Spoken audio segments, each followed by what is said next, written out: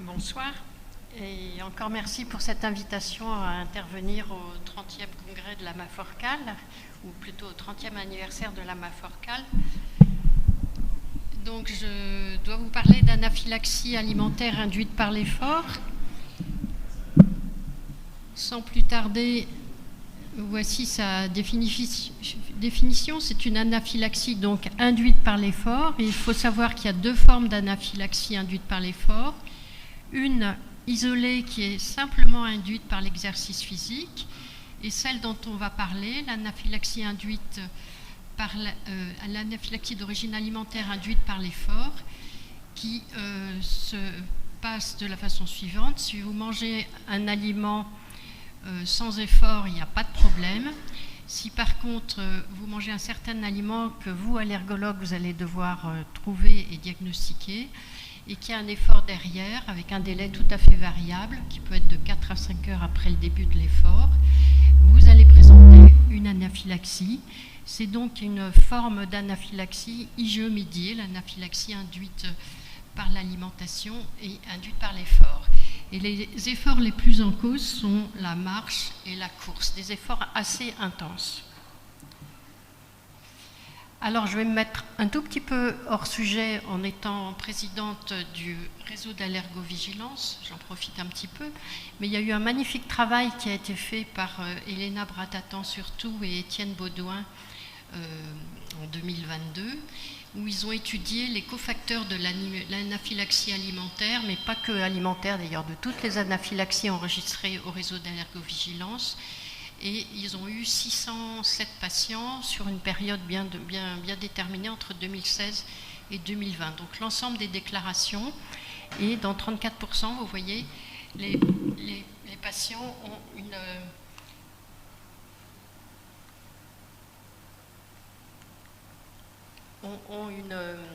hop là. Dans 34%, il y a des cofacteurs. Mais vous voyez que c'est surtout l'adulte, 60%, et seulement 18% de l'ensemble des cas enfants. Mais c'est vrai que, étant pédiatre, je m'intéresse un petit peu plus à l'enfant. Et vous voyez que chez l'enfant, les cofacteurs retrouvés dans l'anaphylaxie, on a parlé tout à l'heure du stress, c'est vraiment un cofacteur important, de la fatigue, la prise de médicaments, les saisons polliniques, mais surtout l'effort. Et chez l'adulte, c'est plus les médicaments avant l'effort. Ils ont regardé en fonction de l'âge et vous voyez qu'il y a très peu de cofacteurs, il n'y a aucune déclaration avec cofacteurs pour les moins de 2 ans, mais souvent les cofacteurs peuvent être oubliés, notamment les cofacteurs infectieux, parce que moins de 2 ans, il y a souvent des infections intercurrentes qui arrivent en même temps que l'anaphylaxie. Et dans les aliments en cause chez l'enfant, le premier aliment, c'était tout de même l'arachide. Donc, on l'a vu, les cofacteurs les plus importants chez l'enfant, ça reste l'effort, et chez l'adulte, c'est plus les médicaments. Et au niveau des aliments, dans les aliments, vous voyez que c'est plus un aliment de l'adulte, l'allergie au blé, qui arrive en tête des aliments où on retrouve des cofacteurs,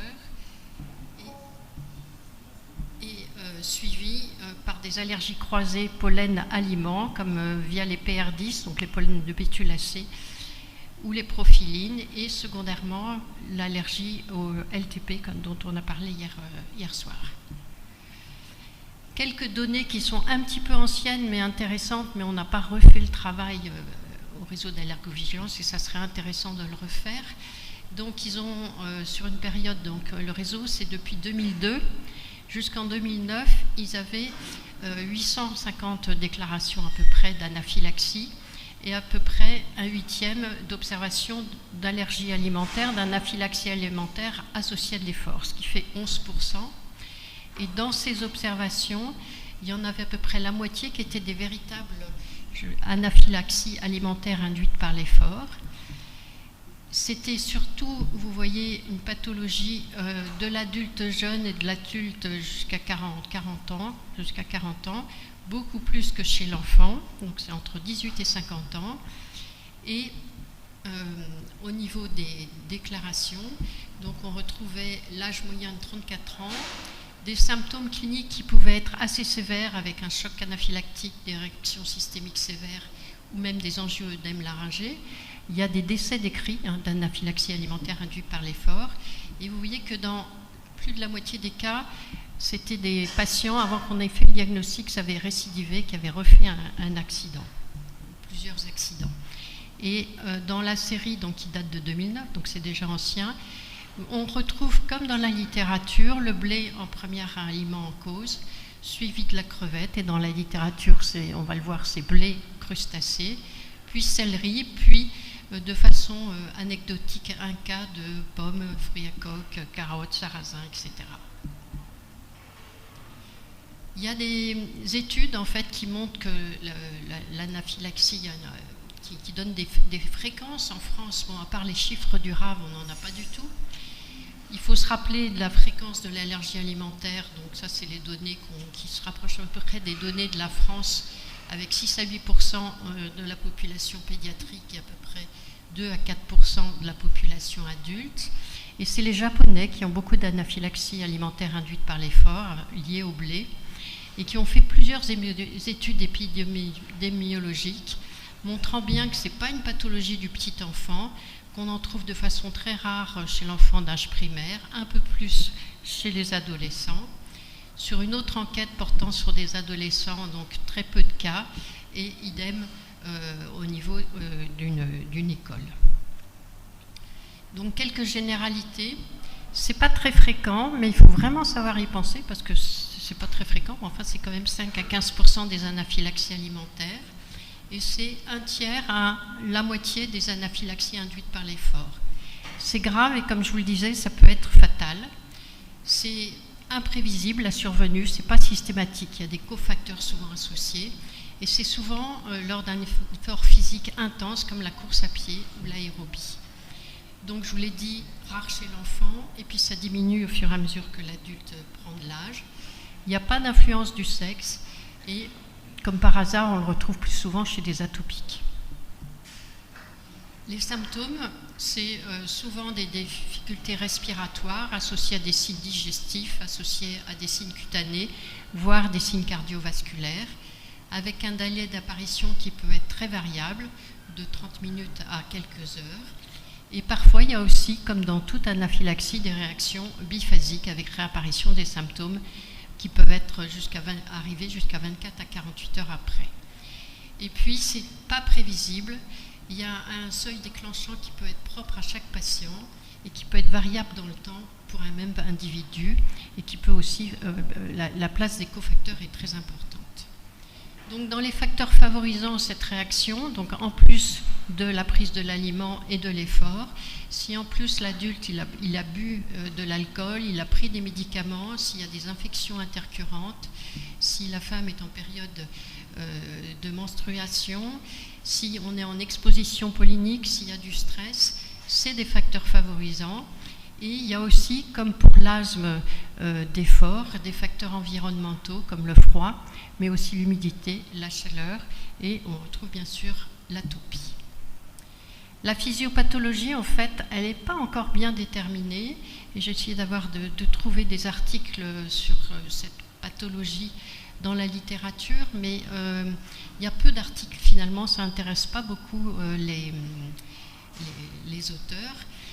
On ne sait pas, mais en tout cas, ce qui est certain, c'est que c'est une pathologie de la dégranulation du mastocyte qui va se faire dans certaines circonstances. Et donc, au moment de l'effort, il va y avoir une libération d'histamine, de leucotriène et d'autres médiateurs. On invoque aussi l'augmentation liée à l'effort de l'absorption digestive des allergènes, et surtout aussi en contexte de cofacteurs. On évoque aussi une redistribution vasculaire viscérale intestinale lors de l'exercice qui va aller, cette redistribution de préférentiellement vers les muscles et le cœur et la peau et qui accélère le transport des allergènes du tube digestif vers ces zones qui contiennent beaucoup de mastocytes.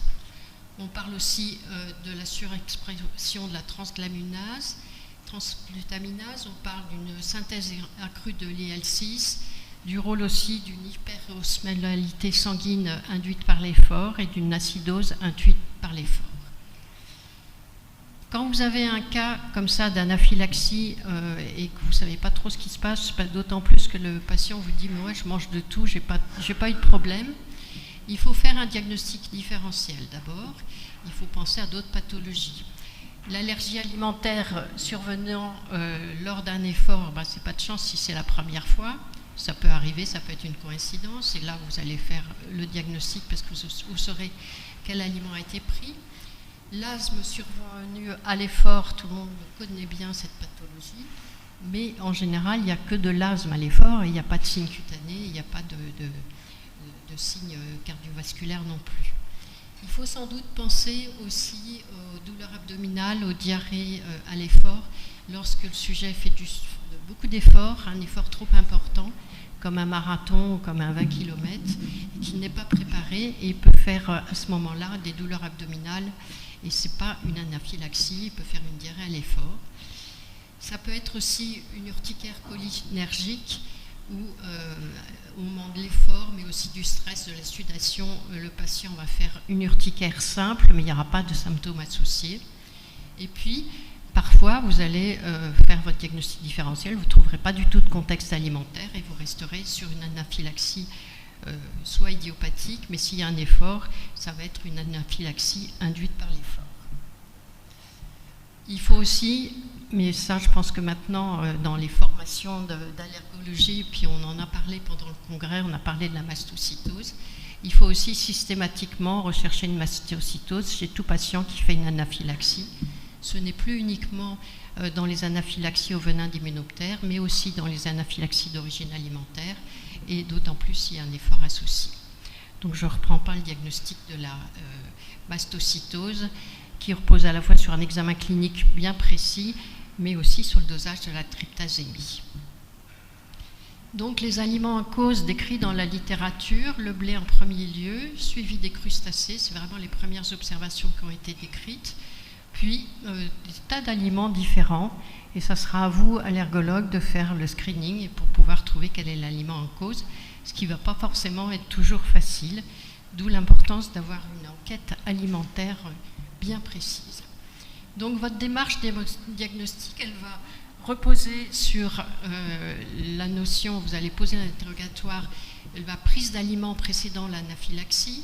Est-ce qu'il y a eu d'autres épisodes? Est-ce que c'est le premier épisode? Parfois, vous avez des grands sportifs qui font beaucoup de sport et qui, qui ont besoin de faire du sport et malgré des réactions qu'ils font, continuent à en faire et continuent à faire des anaphylaxies. On a eu des observations comme ça. On évoque le diagnostic différentiel et en fonction de votre anamnèse alimentaire, vous allez faire un bilan avec des prix de test en natif et vous allez demander des IgE spécifiques. Là, j'ai mis les plus fréquentes qui sont le blé, le gluten et l'oméga 5 gliadine qui est la plus fréquemment associée dans l'anaphylaxie alimentaire induite par l'effort. Mais ça peut être aussi la LTP du blé. Il y a des observations qui ne sont pas liées à l'oméga 5 gliadine. Parfois, mais ça reste la responsabilité d'équipes spécialisées et qui ont les moyens de le faire, on est amené à faire un test à l'effort sans prise alimentaire, un test à l'effort avec prise alimentaire, et on peut redéclencher une réaction. Mais comme on n'est jamais dans le même contexte, parfois, malgré le test, vous pouvez ne pas redéclencher cette réaction. La prise en charge, c'est la prise en charge d'une anaphylaxie, l'adrénaline, la trousse d'urgence. Je ne reviens pas dessus parce qu'il y a un topo après.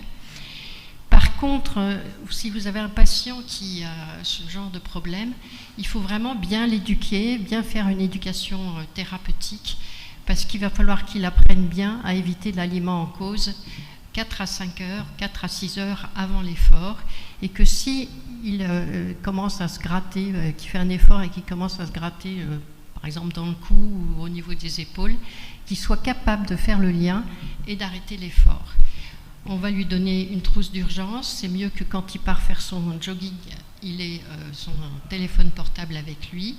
Dans la trousse d'urgence, il y a un stylo auto-injecteur d'adrénaline, et c'est encore mieux s'il n'est pas tout seul pour faire son sport. Et dans certains cas, mais chez l'adulte, on peut discuter la contre-indication de certains médicaments favorisant l'anaphylaxie. Et je vais donc vous parler de Noé, qui est un grand que j'avais vu en consultation, que je suivais en consultation pour un asthme allergique aux acariens depuis l'âge de 11 ans, mais son asthme était plus ancien que ça. Il y avait un contexte atopique familial, il avait eu beaucoup de traitements de fond. Et quand je l'avais vu, j'avais des tests qui étaient bien positifs aux acariens, graminées et poils de chat. Il avait des OFR normales, mais comme il n'était pas bien contrôlé, j'avais réussi à le mettre sous Symbicort et Wistam, alors que la famille n'était pas très médicaments et ne voulait pas trop de médicaments.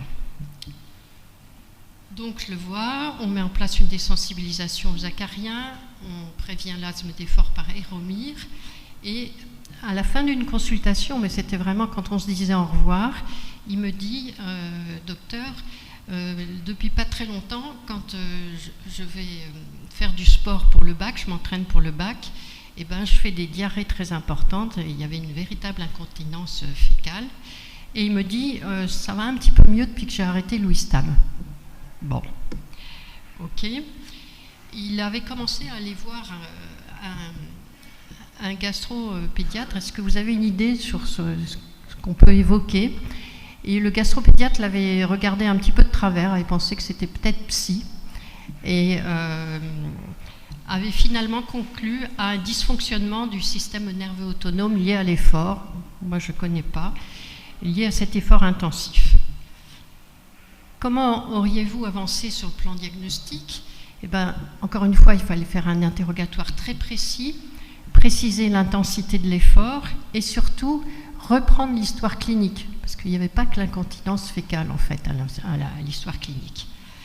Et donc, pour la préparation du bac, ils font ce qu'ils appellent, ils ont une épreuve de gamme, je ne connaissais pas, ils s'échauffent pendant 20 minutes à petite foulée, et ensuite ils font des gammes, c'est-à-dire des talons-fesses en courant très vite. Ils font 10 séquences de course pendant 600 mètres chaque séquence, à 80% de la vitesse maximum, et ils s'arrêtent 45 secondes entre chaque gamme. Et lui, il dit, dès la première séance, je commence à être gêné pour respirer, mais je continue parce qu'on m'a dit que j'étais stressée, et il faut que j'arrive à gérer mon stress.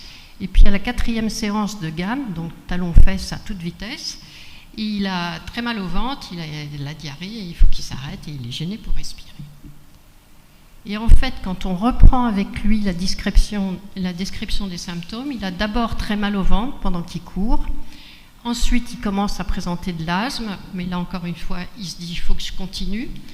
Ses copains lui disent mais t'es tout rouge, et il commence à se gratter au niveau du visage. Et il a aussi une diarrhée avec un prurit anal. Des difficultés à parler, mais vraiment, il essaie de continuer parce qu'il est de bonne volonté et qu'on lui a dit que c'était peut-être dans sa tête. Vous pensez à quoi? Vous pensez à une... Bon, je vous les présente dans le cadre de cet exposé. Voilà. Alors en tout cas, il a une anaphylaxie à l'effort puisqu'il a plusieurs symptômes. Et c'est vraiment votre interrogatoire qui l'a mis en évidence parce que la gastro, elle n'a vu que la diarrhée à l'effort. Et elle s'est dit, elle n'a pas posé plus de questions. Mais elle ne connaît pas non plus. Que faut-il faire? Eh bien, il faut reprendre l'anamnèse alimentaire les jours où il fait ces exercices-là, et c'est le mercredi soir qui s'entraîne pour le bac. On lui donne aussi une trousse d'urgence avec de l'adrénaline et on lui dit d'arrêter tout de suite si ça recommence. Et en fait, l'anamnèse alimentaire, en général, le mercredi, il rentre chez lui un peu tard, il a cours jusqu'à 13h, il va manger des glucides lents, des produits laitiers, du pain, puis il ne mange plus du tout, et il a son activité sportive 4 heures après. Donc au niveau du bilan allergologique, on fait des tests qui sont négatifs. Là, cette fois-ci, ils sont négatifs pour les acariens et les pollens, mais négatifs aussi pour le blé, le lait et l'œuf. Donc on essaye d'avancer, on se dit qu'il faut faire les oméga-5 gliadines, il faut quand même voir le lait. Et en fait, on retrouve les IgE spécifiques positifs pour les acariens, négatifs pour le lait de vache, négatifs pour les recombinants du blé, mais positifs pour le blé. Donc on se dit, c'est peut-être une anaphylaxie induite par le blé, mais pas liée à l'oméga-5 gliadine. Il y a d'autres protéines en cause. Et donc, on conclut transitoirement, c'est une anaphylaxie à l'effort induite par les protéines de blé, et on lui conseille de ne plus manger de blé avant de faire le repas avant son sport. Et c'est ce qu'il fait, mais en fait, il continue à avoir les mêmes symptômes. Et du coup, on a conclu que c'était une anaphylaxie à l'effort, et on l'a dispensé de cette épreuve des gammes au baccalauréat. Voilà. Je vous remercie de votre attention.